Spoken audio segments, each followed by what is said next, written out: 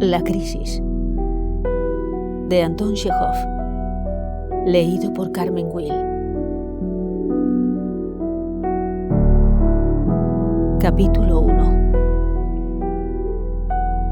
Una tarde, el estudiante de medicina Mayer Irivnikov, el pupilo del Instituto de Pintura, Escultura y Arquitectura de Moscú, fueron a casa de su amigo Vasiliev, estudiante de leyes, y le propusieron que les acompañara a la calle S. Vasiliev se negó durante un buen rato, pero finalmente se puso el abrigo y se fue con ellos. Solo conocía a las mujeres de mala vida de oídas y por los libros. Nunca había estado en sus casas. Sabía que había mujeres inmorales que, bajo la presión de ciertas circunstancias fatídicas, el medio, una mala educación, la pobreza, etc., se veían obligadas a vender su honor por dinero. No conocían el amor puro, no tenían hijos ni derechos civiles. Sus madres y sus hermanas lloraban por ellas como si hubieran muerto. La ciencia las trataba como un mal. Los hombres las tuteaban. No obstante, a pesar de todo ello, eran seres creados a imagen y semejanza de Dios. Todas ellas eran conscientes de su pecado y tenían esperanzas de salvación. De hecho, disponían de amplios medios para alcanzar ese ansiado fin. Es verdad que la sociedad no perdona a los hombres su pasado, pero María Magdalena no era inferior a los otros santos a los ojos de Dios. Cuando Vasiliev reconocía por las ropas o los modales a una mujer caída o veía su representación en revistas humorísticas, siempre se acordaba de una historia que había leído en alguna parte. Un joven puro y abnegado se enamoró de una mujer caída y le pidió que fuera su mujer, pero ella, considerándose indigna de semejante felicidad, se envenenó. Vasiliev vivía en un callejón que daba al Boulevard Tverskoy. Cuando salió con sus amigos de su casa, eran cerca de las 11. Acababan de caer las primeras nieves y todo en la naturaleza estaba bajo el poder de esa nueva presencia. Había en el aire olor a nieve, sus blandos copos crujían suavemente bajo las botas. Todo, la tierra, los tejados, los árboles, los bancos de los bulevares, parecía suave, blanco, fresco. Las casas se antojaban diferentes a las del día anterior. Los faroles lucían con más fuerza, el aire era más claro, los coches levantaban un rumor más sordo. En el aire fresco, ligero y helado se advertía la presencia de la nieve blanca, reciente, esponjosa, y esa sensación embargaba el alma. El estudiante de medicina se puso a cantar con agradable voz de tenor. Contra mi voluntad, a esas tristes orillas, una fuerza desconocida me lleva. Mira el molino ya en ruinas, le acompañó el pintor. Mira el molino ya en ruinas, repitió el estudiante de medicina, levantando las cejas y agitando tristemente la cabeza. Guardó silencio unos instantes, se frotó la frente y tras recordar el resto de la letra, se puso a cantar en voz tan alta y con tanta maestría que los transeúntes se le quedaban mirando. Allí una vez encontré un amor tan libre como mi propia libertad. Los tres entraron en un restaurante y sin quitarse los abrigos bebieron 2 copas de vodka. Antes de apurar la segunda, Vasiliev advirtió un trozo de corcho en la copa. La aproximó a los ojos y la estuvo mirando largo rato, entornando los ojos como un miope. El estudiante de medicina no comprendió su expresión y exclamó: «Bueno, ¿qué miras? Por favor, dejémonos de filosofía. El vodka es para beber, el esturión para comer, las mujeres para gozar de su compañía y la nieve para caminar sobre ella. Compórtate como una persona, aunque solo sea por una noche». «Pero si yo», exclamó Vasiliev riendo. ¿Acaso he dicho algo? El vodka calentó su pecho. Dirigió una mirada de cariño a sus compañeros, a los que admiraba y envidiaba. Qué ponderados eran esos sanos, fuertes y alegres muchachos. Qué claros y diáfanos sus espíritus y sus mentes. Cantaban, amaban con pasión el teatro, dibujaban, hablaban mucho, bebían, y al día siguiente no les dolía la cabeza. Eran poéticos, libertinos, tiernos e insolentes. Sabían trabajar, indignarse, reír a carcajadas sin razón y decir tonterías. Eran ardientes, honrados, abnegados y no peores personas que él, Vasiliev, que sopesaba cada paso y cada palabra, era aprensivo, cauteloso y convertía cualquier nadería en un problema. Le apetecía pasar al menos una noche como sus amigos, desinhibirse, liberarse de su propio control. ¿Que había que beber vodka? Bebería vodka, aunque al día siguiente tuviera un terrible dolor de cabeza. ¿Que le llevaban a visitar mujeres? Iría. Se reiría a carcajadas, haría el tonto, contestaría alegremente a los transeúntes con los que se tropezara. Salió del restaurante riendo. Le gustaban sus amigos. El uno con su sombrero arrugado de ala ancha y su aire de artista extravagante. El otro con su gorro de piel de nutria y sus ínfulas de bohemio ilustrado, a pesar de que era un hombre de medios. Le gustaban la nieve, las pálidas luces de los faroles, las intensas y negras huellas que dejaban en la fresca nieve las botas de los transeúntes. Le gustaba el aire, en especial esa atmósfera límpida, tierna, ingenua, casi virginal, que la naturaleza solo permite contemplar 2 veces al año. En la época en que todo está cubierto de nieve y en los días brillantes o noches con luna de primavera, cuando en el río se quiebra el hielo. Contra mi voluntad, a estas tristes orillas, una fuerza desconocida me lleva. Se puso a cantar en voz baja. Por alguna razón, durante todo el camino, a ninguno se les iba de la cabeza esa melodía que los tres cantaban maquinalmente, sin mantener el compás con sus compañeros. Al cabo de 10 minutos, pensaba Vasiliev, sus amigos y él llamarían a una puerta y avanzarían por corredores y habitaciones oscuros hasta llegar al alojamiento de las mujeres. Aprovechándose de la oscuridad, él encendería una cerilla, iluminaría el lugar y vería una expresión torturada y una sonrisa culpable. La mujer desconocida, rubia o morena, seguramente tendría el cabello suelto y llevaría un camisón blanco. Se asustaría de la luz, se azoraría muchísimo y exclamaría: «Por el amor de Dios, ¿qué hace usted? Apague esa cerilla».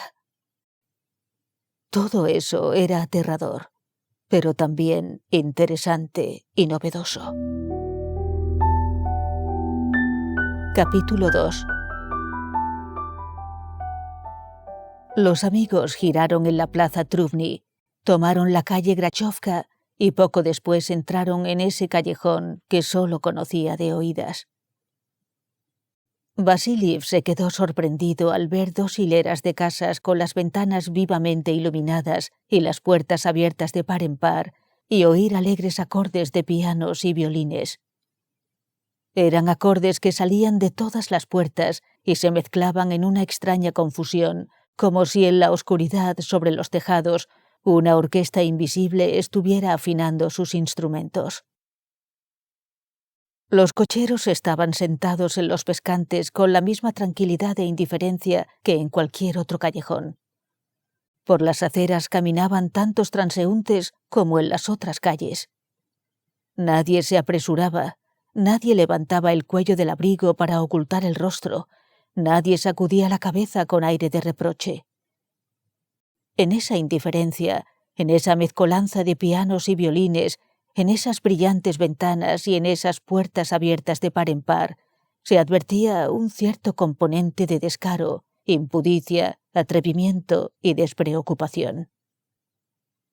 Probablemente en los antiguos mercados de esclavos reinaban la misma alegría y el mismo barullo, y los rostros y los andares de las gentes expresaban idéntica indiferencia.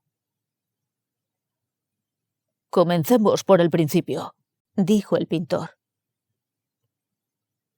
Los amigos entraron en un estrecho corredor iluminado por una lámpara con un reflector.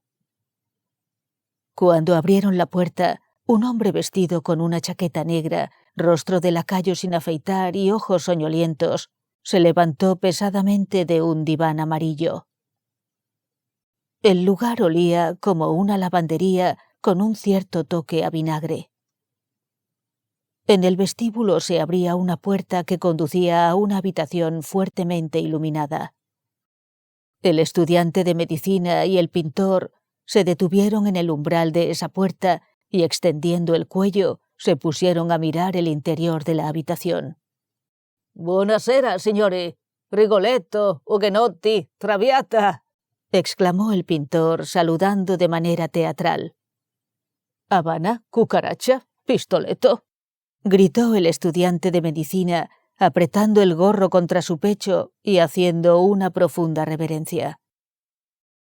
Vasiliev se quedó detrás de ellos. Deseaba saludar teatralmente y decir alguna tontería, pero solo acertaba a sonreír. Sentía una incomodidad semejante a la vergüenza y esperaba con impaciencia los acontecimientos posteriores. En la puerta apareció una rubia pequeña de unos 17 o 18 años con el pelo corto, un vestido minúsculo de color azul y un medallón blanco sobre el pecho. «¿Por qué se quedan en la puerta?», exclamó. «Quítense los abrigos y entren en la sala». El estudiante de medicina y el pintor, que continuaban hablando en italiano, entraron. Vasiliev les siguió con indecisión. «Señores, quítense los abrigos», les dijo con severidad un lacayo. «No pueden entrar así». Además de la rubia, había en la sala otra mujer muy gruesa y alta, de aspecto extranjero, con los brazos desnudos. Estaba sentada junto al piano y hacía un solitario sobre las rodillas sin prestar la menor atención a los recién llegados. «¿Dónde están las otras señoritas?», preguntó el estudiante de medicina. «Están tomando el té», exclamó la rubia. «Schim», gritó. «Vete a decirle a las señoritas que han llegado unos estudiantes». Al cabo de un rato, entró en la sala una tercera señorita. Esta llevaba un vestido de un rojo brillante con bandas azules. Su rostro mostraba una espesa capa de maquillaje, se ocultaba tras los cabellos y los ojos miraban sin pestañear con una expresión de miedo. Nada más entrar, se puso a entonar una canción con voz fuerte y tosca de contralto. Apareció una cuarta señorita y después una quinta. En todo ello, Vasiliev no veía nada novedoso ni interesante. Le parecía que había contemplado antes, y más de una vez, ese piano, ese espejo con su barato marco dorado, ese medallón, ese vestido con bandas azules y esos rostros embobados e indiferentes. De la oscuridad, el silencio, el aire de secreto, las sonrisas culpables y cuanto había esperado y temido encontrar allí, no había ni huella. Todo era ordinario, prosaico y aburrido. Solo una cosa despertó en él cierta curiosidad: la terrible y aparentemente intencionada falta de gusto que se apreciaba en las cornisas, en los absurdos cuadros, en los vestidos, en el medallón. Había algo significativo y singular en esa falta de gusto. «Qué pobre y estúpido es todo esto», pensó Vasiliev. «En este absurdo que veo ante mis ojos, ¿qué puede impulsar a un hombre normal a cometer el pecado terrible de comprar a una persona viva por 1 rublo? Puedo comprender el pecado en aras de la brillantez, la belleza, la gracia, la pasión, el gusto, pero esto es diferente. ¿Qué puede justificar aquí el pecado? En cualquier caso, es mejor no pensar. Tú, el de la barba. Se dirigió a él la rubia. Invítame a una cerveza. En cuanto oyó esas palabras, Vasiliev se turbó. Con mucho gusto, exclamó, inclinándose cortésmente. Pero tendrá que perdonar que no la acompañe, señorita. Yo no bebo. Al cabo de unos 5 minutos, los amigos se dirigían ya a otra casa. Bueno, ¿por qué pediste una cerveza? Se enfadó el estudiante de medicina. Como si fueras millonario. Vaya una manera de desperdiciar 6 rublos. Si le apetecía, ¿por qué no concederle ese placer? Se justificó Vasiliev. El placer no es para ella, sino para la dueña. Son ellas las que exigen a las chicas que se hagan invitar, y eso repercute en su propio beneficio. Ese molino ya en ruinas. Se puso a cantar el pintor. Al llegar a la siguiente casa, los amigos se detuvieron en el vestíbulo, sin entrar en la sala. Lo mismo que había sucedido en el primer local, un hombre de rostro soñoliento y lacayuno, vestido con una chaqueta, se levantó del diván. Al contemplar la cara de ese lacayo y su chaqueta gastada, Vasiliev pensó: ¿cuánto debe haber sufrido un hombre normal y corriente antes de acabar como lacayo en un lugar como este? ¿Dónde habrá vivido antes y qué habrá hecho? ¿Qué le espera en la vida? ¿Estará casado? ¿Dónde estará su madre? ¿Sabrá acaso que trabaja aquí como lacayo? A partir de ese momento, Vasiliev prestó una atención especial al lacayo cada vez que entraban en una nueva casa. En una de ellas, probablemente la cuarta, había un lacayo pequeño, endeble, seco, con una cadenita en el chaleco. Estaba leyendo La hoja de Moscú y prestaba la menor atención a los visitantes. Al contemplar su rostro, Vasiliev pensó que una persona con esos rasgos podía robar, asesinar, dar testimonio falso. En realidad, su rostro era interesante. Frente ancha, ojos grises, nariz chata, labios finos y fruncidos, mirada inexpresiva y al mismo tiempo insolente, como la de un joven galgo cuando alcanza una liebre. Vasiliev sintió ganas de tocar los cabellos de ese lacayo. ¿Serían suaves o ásperos? Probablemente ásperos, como los de los perros. Capítulo 3. El pintor, después de beberse 2 vasos de cerveza, se emborrachó y dio muestras de una animación poco natural. «Vamos a otra», ordenó, agitando los brazos. «Os llevaré a la mejor».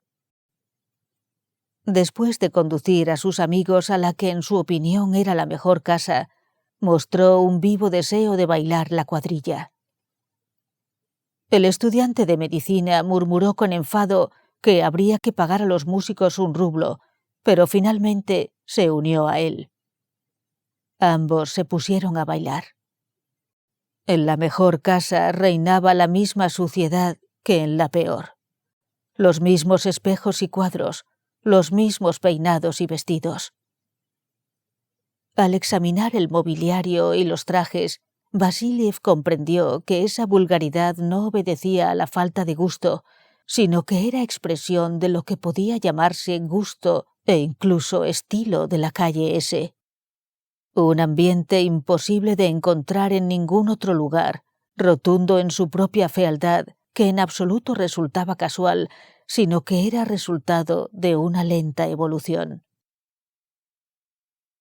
Después de visitar 8 casas, ya no le sorprendían los colores de los vestidos, ni las largas colas, ni las vistosas cintas, ni los trajes de marinero, ni el espeso maquillaje morado de las mejillas. Comprendía que todo era allí como debía ser, que si una sola mujer se vistiera como un ser humano o sobre una pared colgara un solo grabado decente, el tono general del callejón se resentiría. «Qué torpemente se venden», pensó. «¿Acaso no comprenden que el vicio solo es seductor cuando es atractivo y se oculta, cuando adopta la apariencia de la virtud? Los modestos vestidos negros, los rostros pálidos, las sonrisas tristes y la oscuridad causan más efecto que estos estrafalarios oropeles. Oh, ¡qué tontas! Ya que no lo entienden por sí mismas, al menos podrían enseñárselo sus clientes». Una señorita vestida con un traje polaco ribeteado de cintas blancas de piel se acercó a él y se sentó a su lado. «Simpático moreno, ¿por qué no baila?», le preguntó. «¿Por qué parece tan aburrido?». «Porque estoy aburrido».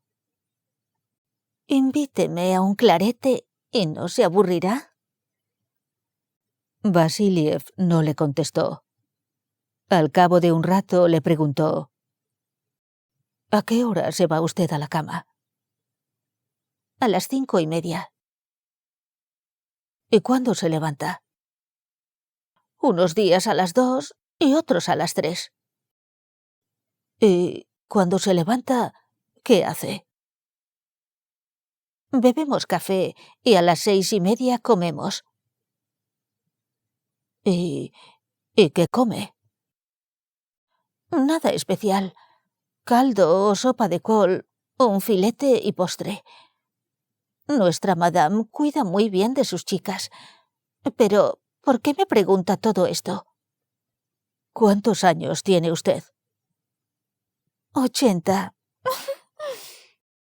Bromeó la chica y se echó a reír cuando contempló los movimientos que hacía el pintor con los pies y las manos. De pronto estalló en carcajadas y pronunció en voz alta, para que la oyeran todos, una frase larga y obscena. Vasiliev, estupefacto y sin saber qué expresión adoptar, esbozó una forzada sonrisa.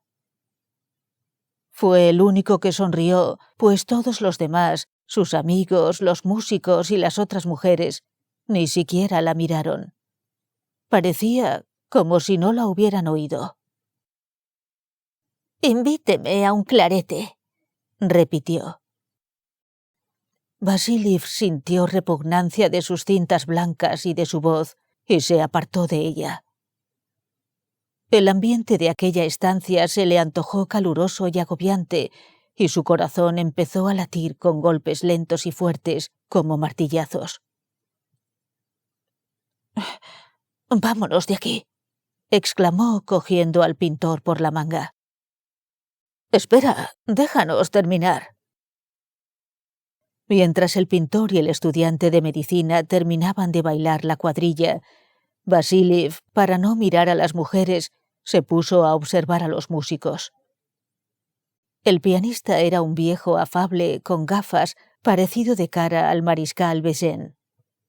Del violín se ocupaba un joven con la barba roja, vestido a la última moda.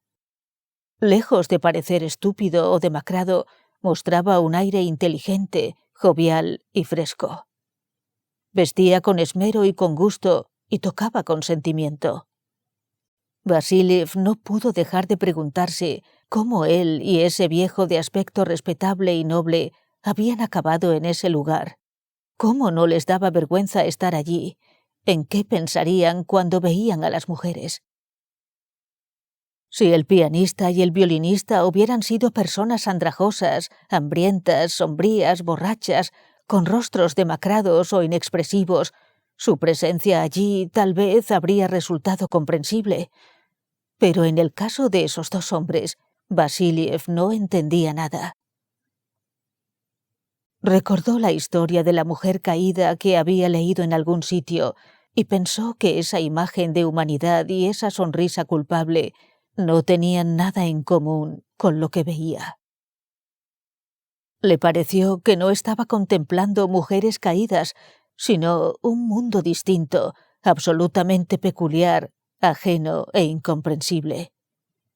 Si hubiera visto antes ese mundo en el teatro o hubiera leído sobre él en algún libro, no hubiera creído en su existencia. La mujer de las cintas blancas volvió a reírse a carcajadas y pronunció otra frase repugnante en voz alta. Dominado por un sentimiento de asco, se ruborizó y salió. «¡Espera! ¡Ya vamos!», le gritó el pintor. Capítulo 4. Mientras bailábamos, he tenido una conversación con mi pareja, contó el estudiante de medicina mientras los tres salían a la calle. Hablamos de su primera aventura. El héroe fue un contable de Smolensk, casado y con 5 hijos. Ella tenía 17 años y vivía con su padre y con su madre, que vendían jabón y velas. ¿Cómo conquistó él su corazón?, preguntó Vasiliev.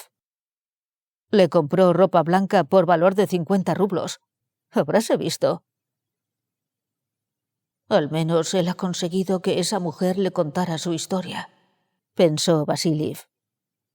Es mucho más de lo que yo he logrado. Señores, me voy a casa, exclamó. ¿Por qué? Porque no sé cómo comportarme aquí. Además, estoy aburrido y disgustado.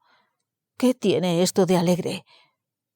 Si al menos hubiera personas, pero solo hay salvajes y animales. Yo me voy. Vosotros haced lo que queráis. «Oh, Grisha, Grigori, amigo», exclamó con voz llorosa el pintor, rodeándole con su brazo.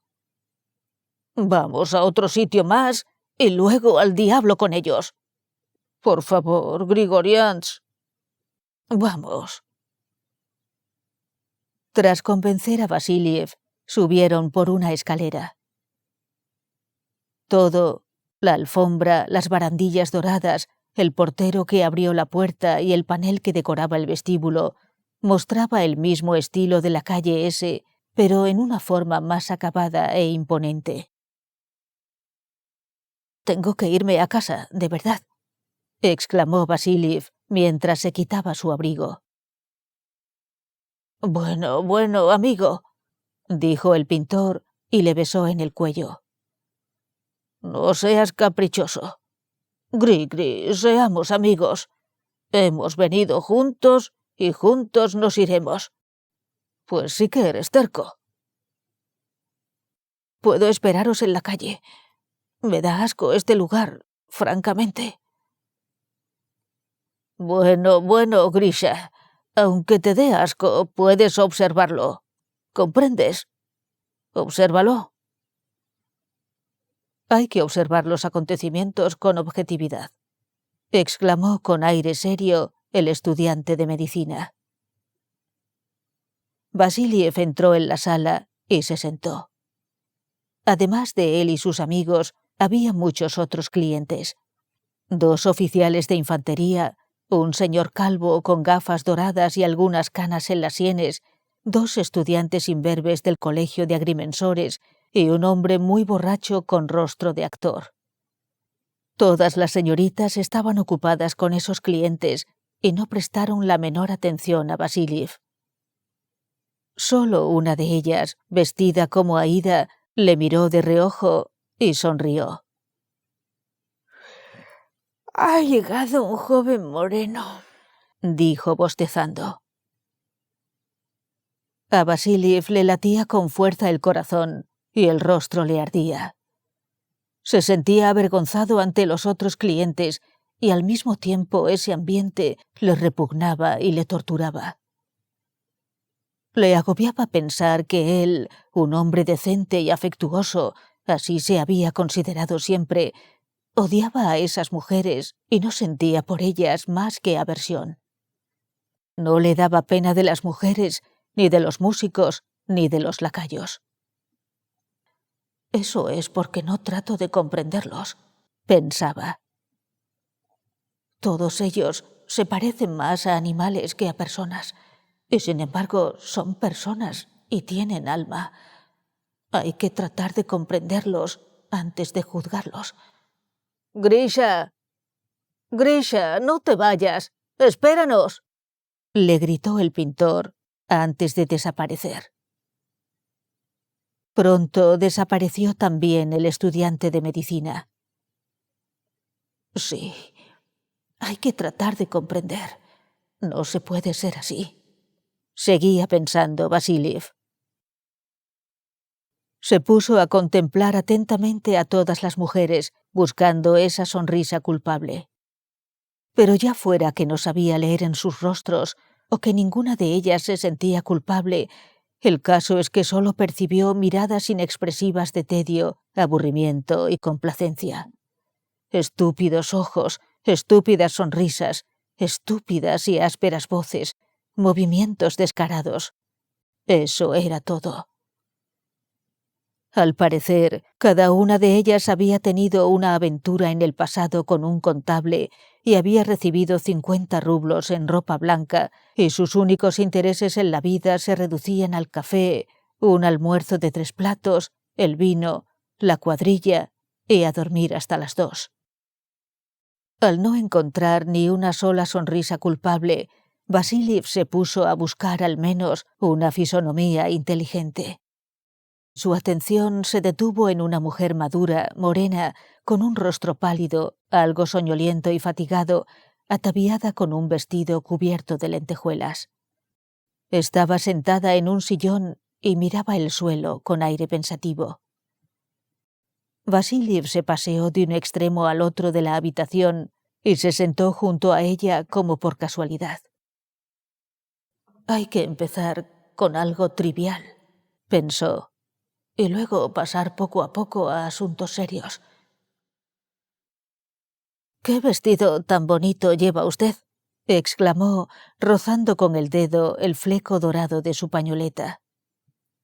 «¿Así lo cree?», dijo la morena con indolencia.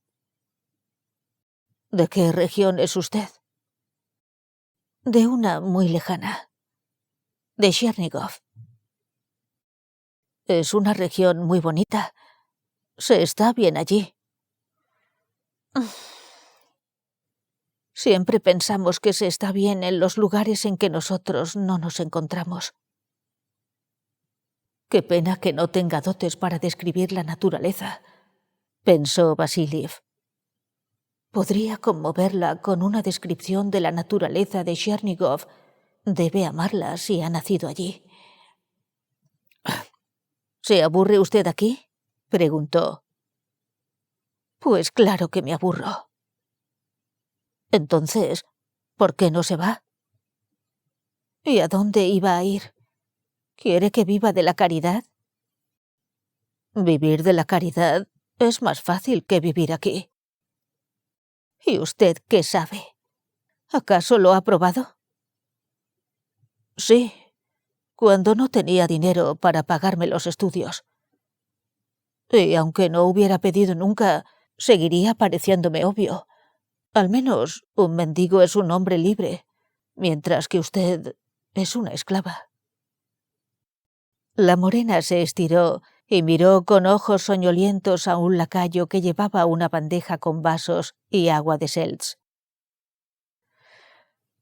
«Invíteme a una cerveza», dijo, y volvió a bostezar. «Una cerveza», pensó Vassiliev. «¿Y qué pasaría si tu madre o tu hermano entraran aquí ahora? ¿Qué les dirías?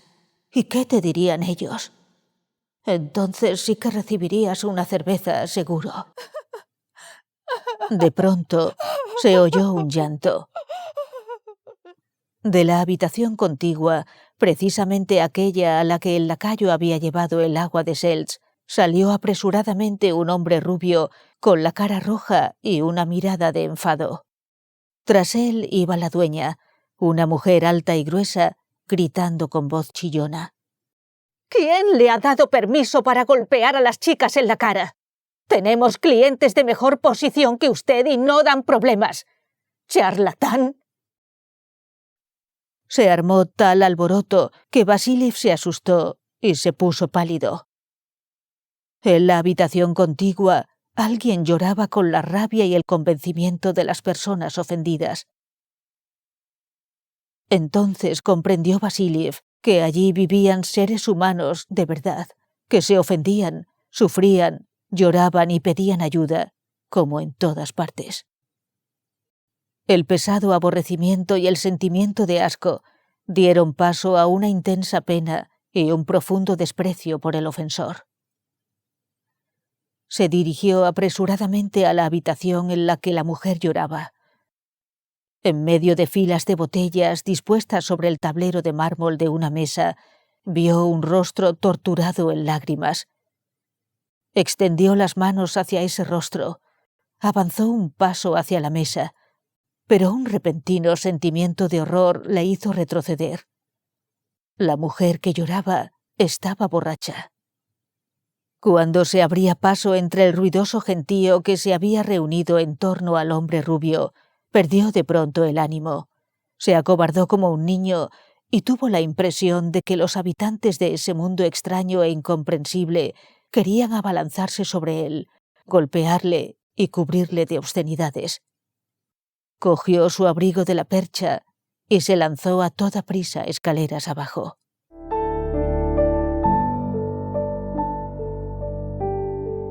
Capítulo 5.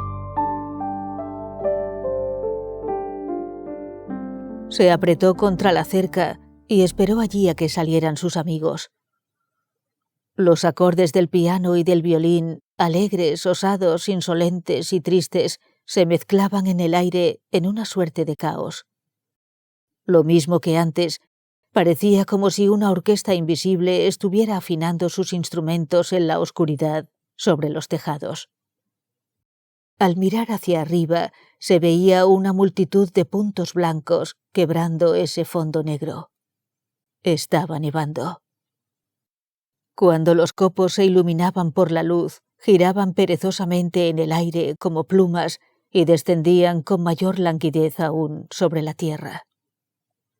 La nieve se arremolinaba en torno a Vasíliv y caía sobre su barba, sus pestañas y sus cejas. Los cocheros, los caballos y los transeúntes estaban blancos. «¿Cómo puede caer la nieve sobre este callejón?», pensaba Vasíliv. «Malditas sean estas casas». Debido al esfuerzo que había hecho cuando bajó corriendo las escaleras, las piernas se le doblaban de cansancio. Jadeaba como si acabara de ascender una montaña y oía cómo le latía el corazón. Sentía la imperiosa necesidad de escapar cuanto antes de aquel callejón y volver a casa, pero aún mayor era su deseo de esperar a sus amigos y volcar sobre ellos su mal humor. Había muchas cosas que no entendía en esas casas. El alma de las mujeres perdidas seguía siendo para él igual de misteriosa que antes. En cambio, había comprendido que la situación era mucho peor de lo que había imaginado. Si la mujer culpable que se envenenaba recibía el calificativo de caída, ¿qué nombre darle a las que bailaban al ritmo de ese barullo infernal y decían largas frases obscenas? No es que ya se estuvieran condenando, es que se habían condenado ya. «Está presente el vicio», pensó, «pero no la conciencia de la culpa ni la esperanza de la salvación. Las venden, las compran, se hunden en el vino y otras abominaciones, pero son tan tontas como las ovejas, se muestran indiferentes y no comprenden nada. Dios mío, Dios mío».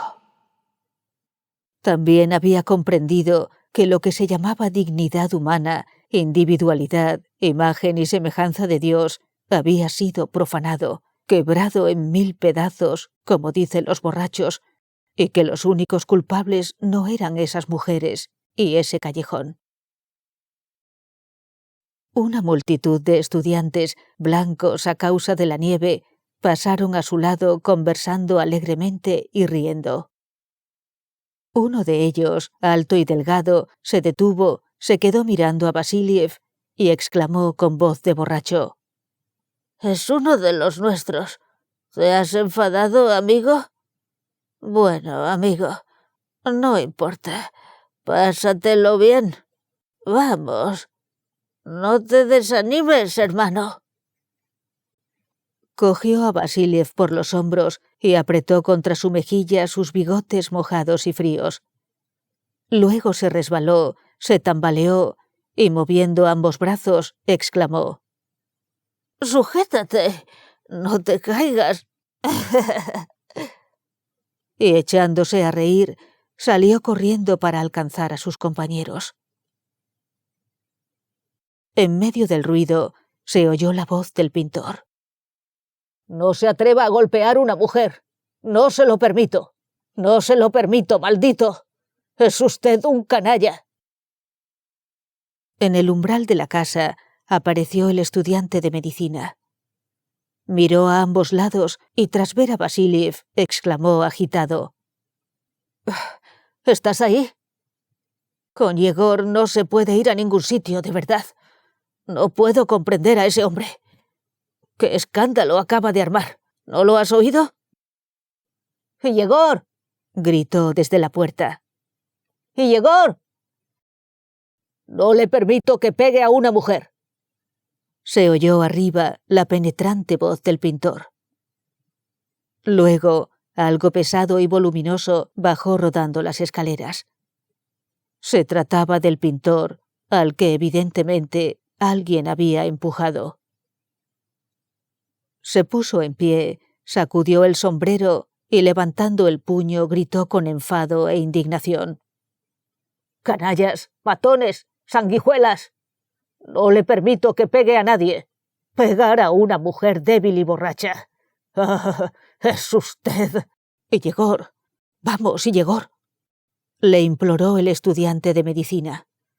«Te doy mi palabra de honor que es la última vez que salgo contigo. Te lo juro». El pintor poco a poco se tranquilizó y los amigos emprendieron el camino de regreso. «Contra mi voluntad, a estas tristes orillas, una fuerza desconocida me lleva», se puso a cantar el estudiante de medicina. Al cabo de un rato resonó la voz del pintor. «Allí está el molino, ya en ruinas». «Vaya manera de nevar, madre de los cielos», añadió después. «Grisha, ¿por qué te fuiste? Eres un cobarde y un pusilánime. Eso es lo que eres». Vasiliev iba detrás de sus amigos, miraba sus espaldas y pensaba: «Una de dos. O solo nos imaginamos que la prostitución es un mal y exageramos, o si la prostitución es un mal tan grande como solemos suponer, mis queridos amigos son tan esclavistas, violadores y asesinos como los habitantes del Cairo caricaturizados en la pradera.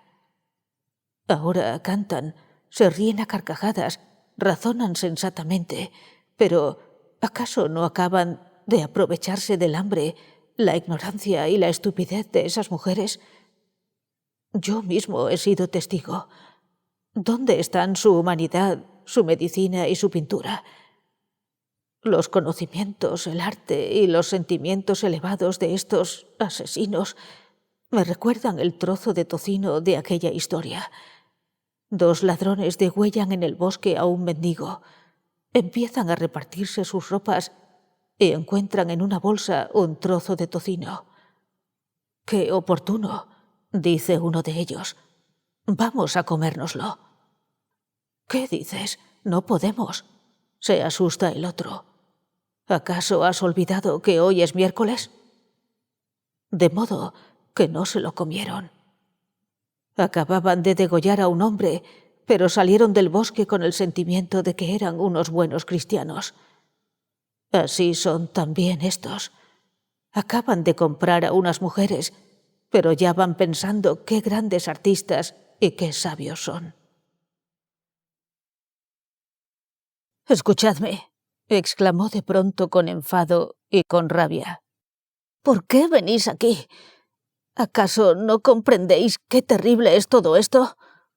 Vuestra medicina enseña que esas mujeres mueren prematuramente de tuberculosis o alguna otra enfermedad. Y las artes dicen que moralmente han muerto mucho antes.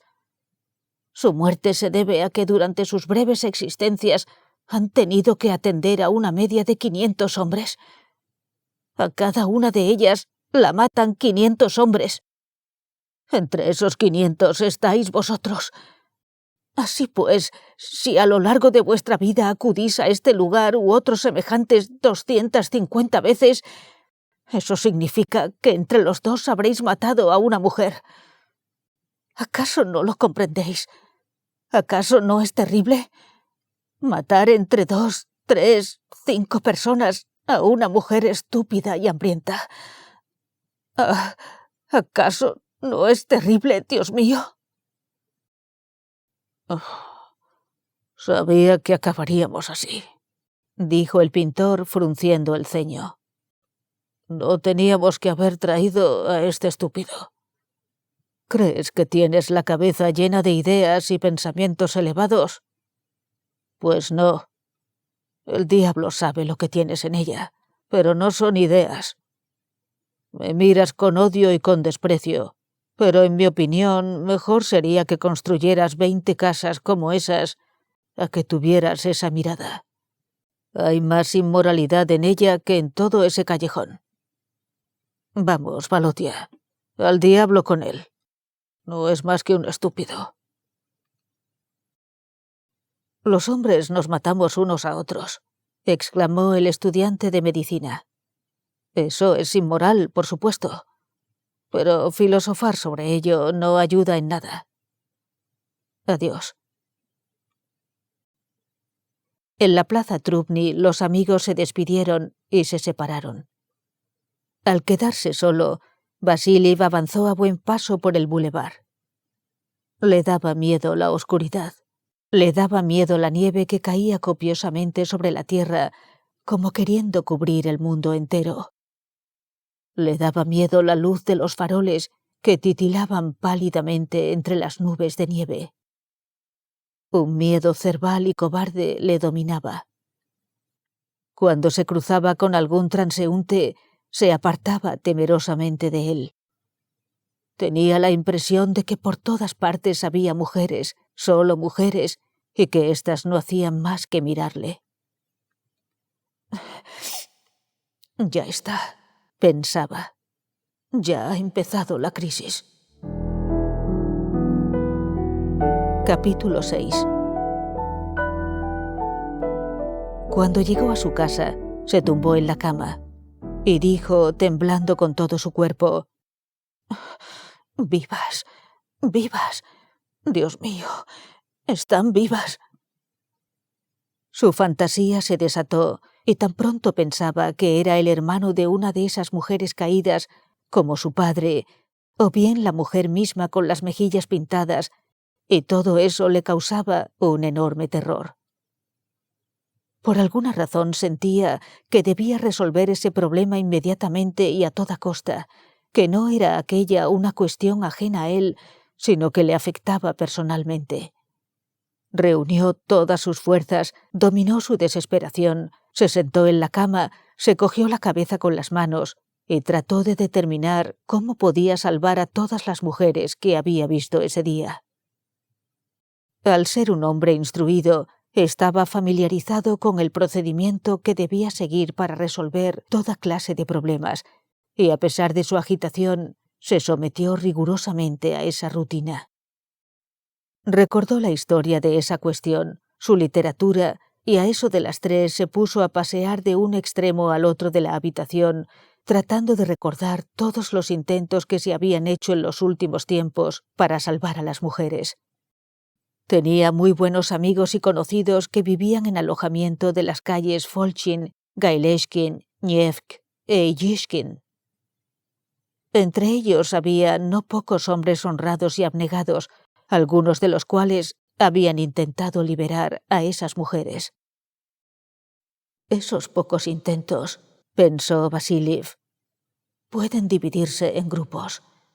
El primero consiste en rescatar a la mujer, alquilar una habitación para ella, comprarle una máquina de coser y hacer de ella una costurera. El Salvador, quiera o no quiera, la convierte en su amante y tras terminar la instrucción desaparece y la entrega a otro hombre honrado como si fuera un objeto. De ese modo, la mujer caída no abandona su condición. Otros, habiendo redimido a la mujer, le alquilan también una habitación independiente, le compran la inevitable máquina de coser, le dan sermones, se preocupan de su alfabetización y le hacen leer pequeños libros.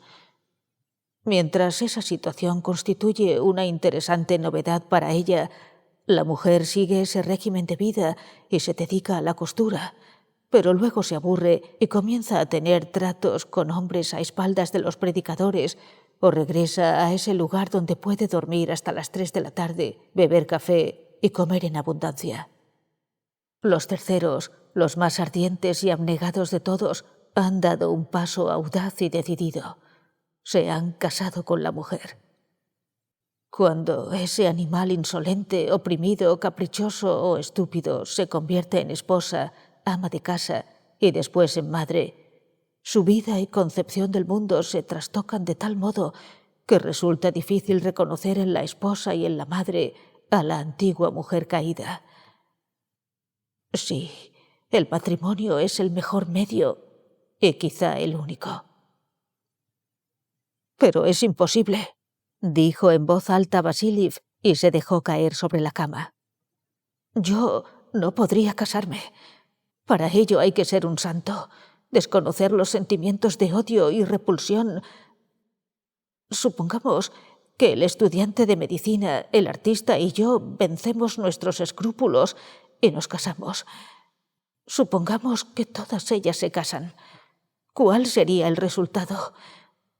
El resultado sería que mientras ellas se casan en Moscú, el contable Smolensk corrompe a una nueva muchacha que se precipitaría aquí para cubrir las plazas vacantes junto con chicas de Saratov, Naizín y Gorod y Varsovia. Oh, ¿y qué pasa con las 100.000 de Londres? ¿Y con las de Hamburgo? ¿Qué pasa con ellas?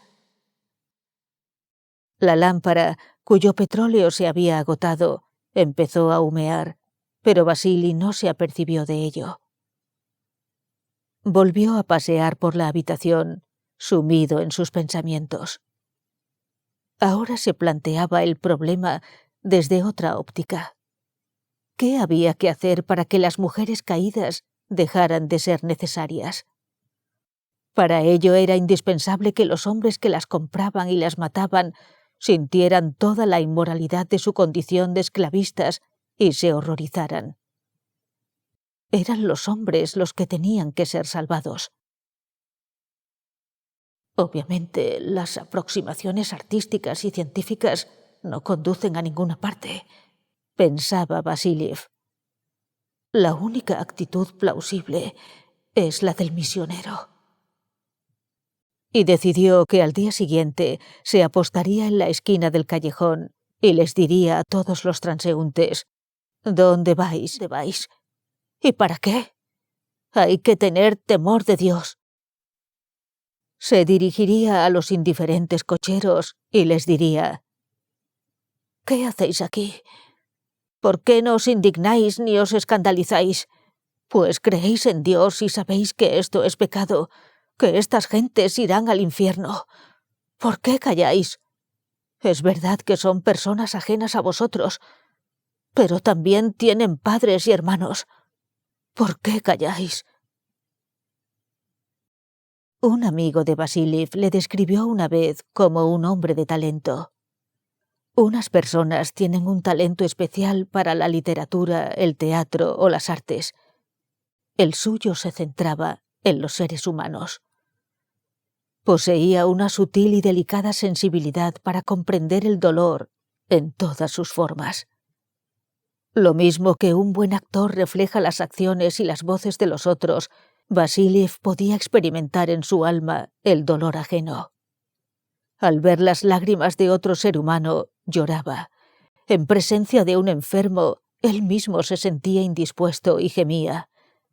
Si veía un acto de violencia, le parecía que era él quien lo sufría, se asustaba como niño, se acobardaba y corría en busca de ayuda. El dolor ajeno le irritaba, le estimulaba, le llevaba al éxtasis, despertaba en él toda suerte de sentimientos. No sé si ese amigo tenía razón, pero lo que experimentó Vasíliev cuando le pareció que había resuelto la cuestión fue algo semejante a la inspiración.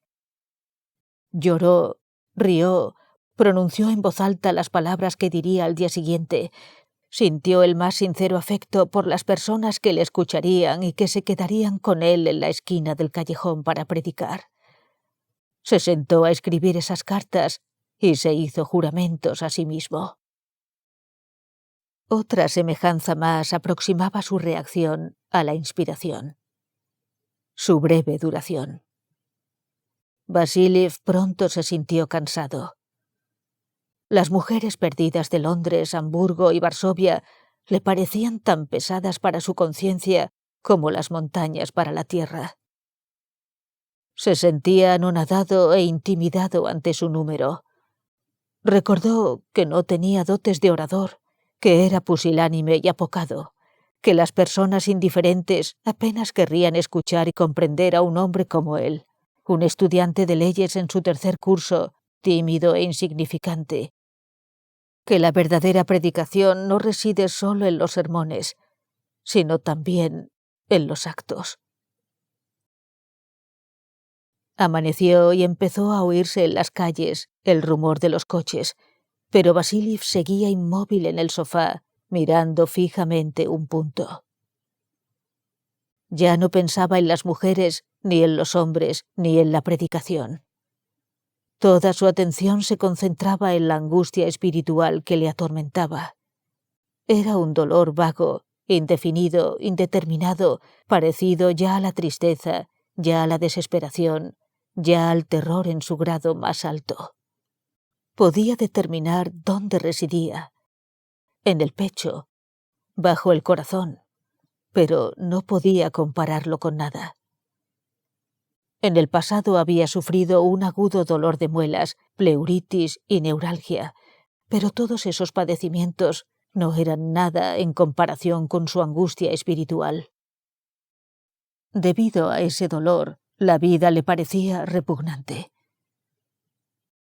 Su tesis doctoral, una notable composición ya terminada, sus seres queridos, la salvación de las mujeres caídas y todo aquello que había despertado su simpatía o indiferencia el día anterior, le exasperaban ahora en no menor medida que el ruido de los coches, las carreras en el pasillo o la luz del día.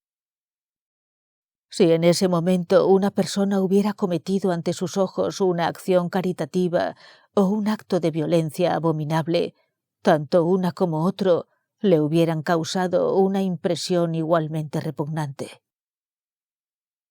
De todos los pensamientos que se arrastraban pesadamente por su cabeza, solo había dos que no le irritaban: la conciencia de que en todo momento tenía el poder de matarse y el convencimiento de que su dolor no se prolongaría más allá de 3 días.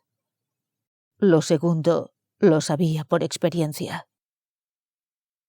Después de permanecer un rato tumbado, se levantó, cruzó los brazos y se puso a pasear por la habitación, pero no de una esquina a otra como era su costumbre, sino a lo largo de las paredes, formando un cuadrado. Por un instante se contempló en el espejo. Su rostro estaba pálido y demacrado, sus sienes hundidas, sus ojos, más grandes y más oscuros, completamente inmóviles, parecían ajenos y transparentaban un insoportable sufrimiento espiritual. A mediodía, el pintor llamó a la puerta. «Gregory, ¿estás en casa?». preguntó. Al no recibir respuesta, permaneció un minuto inmóvil con aire pensativo y finalmente exclamó en ucraniano: «Nichogo, no está. Debe haberse ido a la universidad, el muy canalla». Y se marchó. Vasiliev, tumbado en la cama, se cubrió la cabeza con la almohada y se puso a llorar, atormentado por su angustia. Cuanto más abundantes eran sus lágrimas, más terrible le parecía su dolor espiritual. Cuando oscureció, se acordó de la tortuosa noche que le esperaba y un sufrimiento espantoso se apoderó de él. Se vistió a toda prisa y salió corriendo de la habitación, dejando la puerta abierta de par en par. Una vez en el exterior, sin preguntarse siquiera a dónde se dirigía, echó a andar con rápidos pasos por la calle Sadovaya, sin ningún objeto y sin ningún plan. La nieve caía con la misma fuerza que la víspera, pero había empezado ya el deshielo. Metiendo las manos en las mangas, temblando y asustándose de los ruidos, de las campanillas de los tranvías y de los transeúntes, Vasiliev se dirigió por la calle Sadovaya a la Torre Sayorov y a la Puerta Roja, y allí tomó por la calle Basmanaya. Entró en una taberna y pidió un vaso de vodka, pero no se sintió mejor después de apurarlo. Al llegar a Rasgalié, giró a la derecha y empezó a caminar por unos callejones en los que no había estado nunca. Llegó al viejo puente sobre el Yosa, desde donde contempló las largas hileras de luces en las ventanas de los barracones rojos. Deseando calmar su angustia con alguna experiencia nueva o con otro dolor, pero no sabiendo cómo lograrlo, Vasiliev, llorando y temblando, se desabotonó el abrigo y la chaqueta y expuso su pecho desnudo a la nieve húmeda y al viento. Pero tampoco eso alivió su sufrimiento. Entonces se inclinó sobre el pretil del puente y miró las negras y agitadas aguas del Illosa. Sintió deseos de arrojarse de cabeza al río, no porque renegara de la vida o quisiera suicidarse, sino para lastimarse y calmar al menos su dolor con otro. Pero las negras aguas, la oscuridad, las orillas desiertas cubiertas de nieve, tenían un aspecto terrible. Vasiliev se estremeció y siguió adelante. Pasó junto a los pabellones rojos y luego se dio la vuelta. Descendió por un bosque y se encontró de nuevo en el puente. «No, a casa, pensó. Allí me sentiré mejor». E inició el camino de regreso. Cuando llegó a su hogar, se quitó el abrigo húmedo y la gorra. Luego se puso a pasear a lo largo de las paredes y no interrumpió su caminata hasta el amanecer. Capítulo 7. Cuando el pintor y el estudiante de medicina fueron a verle por la mañana, Vasiliev, con la camisa desgarrada y las manos mordidas, se paseaba por la habitación sollozando de dolor. «Por el amor de Dios», gimió al ver a sus amigos. «Llevadme a donde queráis. Haced lo que os parezca conmigo, pero sacadme de aquí. Voy a matarme». El pintor se puso pálido y se desconcertó. El estudiante de medicina estuvo a punto de echarse a llorar, pero juzgando que los médicos en cualquier circunstancia de la vida están obligados a mantener la sangre fría y la compostura, dijo con indiferencia: «Estás sufriendo una crisis. No es nada. Vamos ahora mismo a ver al doctor». «Llevadme a donde queráis, pero pronto, por el amor de Dios». «No te excites. Trata de controlarte». El pintor y el estudiante de medicina, con manos temblorosas, le pusieron el abrigo a Vasiliev y lo sacaron a la calle. «Hace mucho tiempo que Mijaíl Sergiaj quiere conocerte», dijo el estudiante de medicina por el camino. «Es un hombre muy amable y conoce su oficio a la perfección. Terminó los estudios en el año 82, pero tiene ya una enorme práctica. Trata a los estudiantes como si fueran compañeros suyos. «Rápido, rápido», dijo Vasiliev. Mijaíl Sergiaj, hombre grueso, con el pelo claro, los recibió con cortesía y fría compostura, sonriendo con una sola mejilla. «Sus amigos ya me han hablado de su enfermedad», exclamó. «Me alegro mucho de poder ayudarle. Bueno, siéntese, por favor». Acomodó a Vasiliev en una gran butaca junto a la mesa y le alargó una caja con cigarrillos. «Bueno», exclamó acariciándose las rodillas con una mano. «Empecemos. ¿Cuántos años tiene?». Formuló algunas preguntas más, a las que respondió el estudiante de medicina. Preguntó si el padre de Vasiliev había tenido alguna enfermedad especial, o si bebía en exceso, si se distinguía por su crueldad o alguna otra aberración. Lo mismo preguntó de su abuelo, de su madre, de sus hermanas y de sus hermanos. Cuando se enteró de que su madre tenía una voz extraordinaria y había participado en alguna representación teatral, se animó de pronto y preguntó: «Perdone, ¿puede recordar si el teatro era una obsesión para su madre?». Pasaron unos 20 minutos. El doctor seguía acariciándose las rodillas y no dejaba de repetir las mismas cosas. De Vasiliev empezó a apoderarse el tedio. «Por sus preguntas deduzco», exclamó, «que pretende usted determinar si mi enfermedad es hereditaria. No lo es». El doctor preguntó después si Vasiliev había tenido de niño algún vicio secreto, si había sufrido algún golpe en la cabeza, si había padecido manías, arrebatos o inclinaciones obsesivas.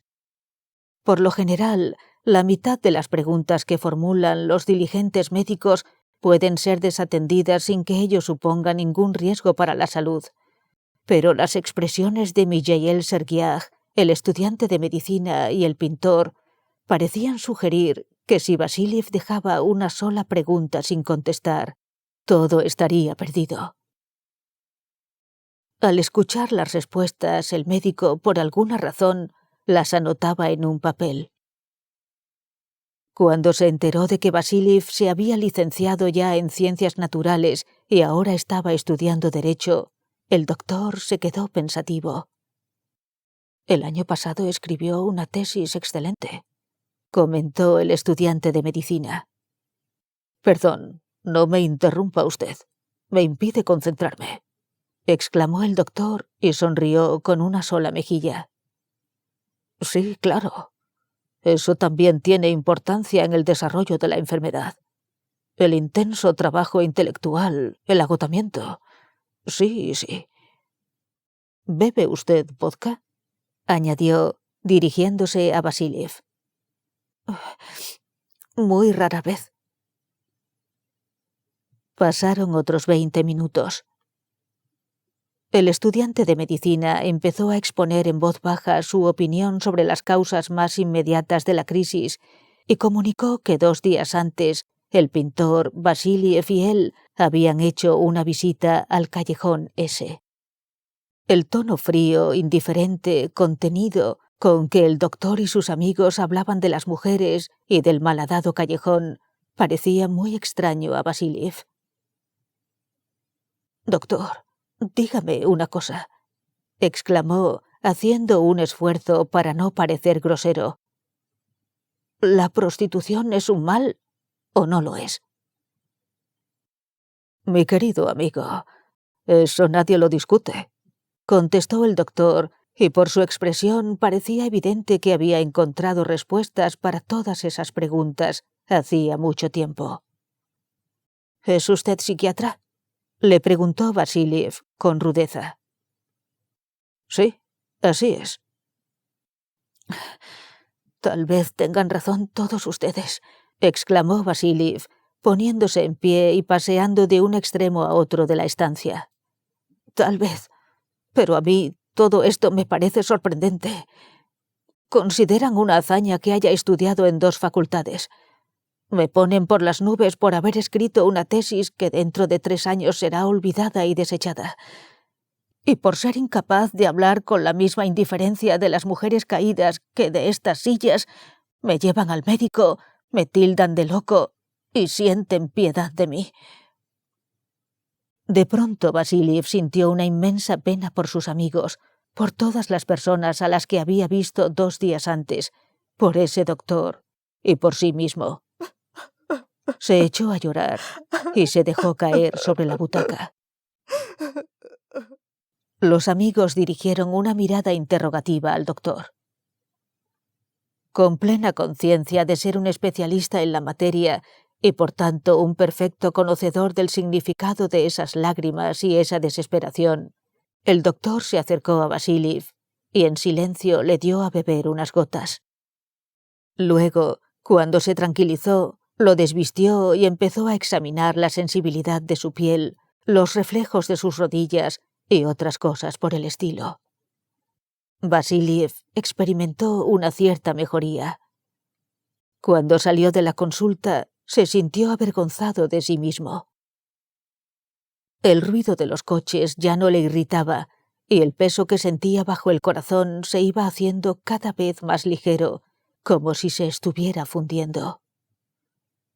Tenía en las manos 2 recetas, una de bromuro de potasio y otra de morfina.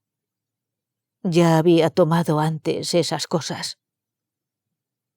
Se detuvo un momento en medio de la calle con aire pensativo. Luego se despidió de sus amigos y se encaminó lentamente a la universidad.